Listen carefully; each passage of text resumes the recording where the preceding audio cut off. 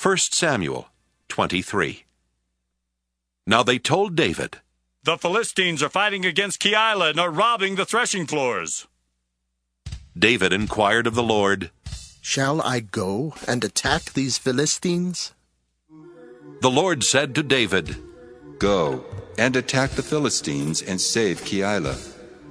But David's men said to him, "Look, we are afraid here in Judah. How much more then if we go to Keilah against the armies of the Philistines?" Then David inquired of the Lord again. The Lord answered him, "Yes, go down to Keilah, for I will give the Philistines into your hand." So David and his men went to Keilah, fought with the Philistines, brought away their livestock, and dealt them a heavy defeat.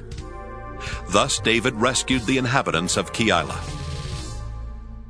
When Abiathar, son of Ahimelech, fled to David at Keilah, he came down with an ephod in his hand. Now it was told Saul that David had come to Keilah. And Saul said, "God has given him into my hand, for he has shut himself in by entering a town that has gates and bars."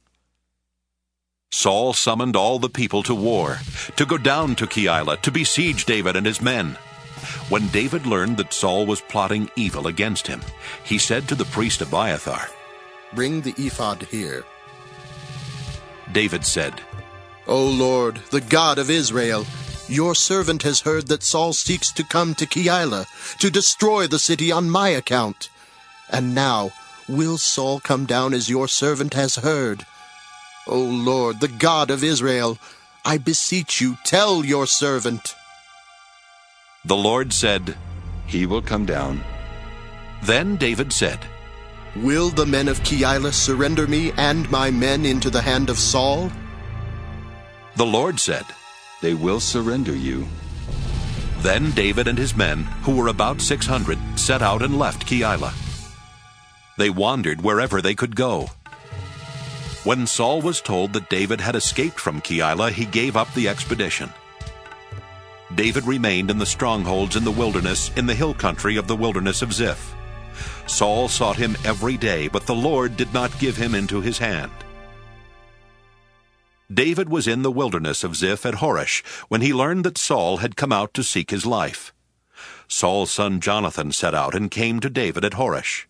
There he strengthened his hand through the Lord. He said to him, "Do not be afraid, for the hand of my father Saul shall not find you.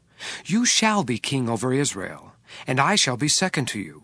My father Saul also knows that this is so." Then the two of them made a covenant before the Lord. David remained at Horesh, and Jonathan went home. Then some Ziphites went up to Saul at Gibeah and said, "David is hiding among us in the strongholds of Horesh, on the hill of Keilah, which is south of Jeshimon. Now, O king, whenever you wish to come down, do so, and our part will be to surrender him into the king's hand." Saul said, "May you be blessed by the Lord for showing me compassion. Go and make sure once more. Find out exactly where he is and who has seen him there, for I am told that he is very cunning. Look around and learn all the hiding places where he lurks, and come back to me with sure information. Then I will go with you, and if he is in the land, I will search him out among all the thousands of Judah." So they set out and went to Ziph ahead of Saul. David and his men were in the wilderness of Maon, in the Arabah to the south of Jeshimon. Saul and his men went to search for him. When David was told, he went down to the rock and stayed in the wilderness of Maon. When Saul heard that, he pursued David into the wilderness of Maon.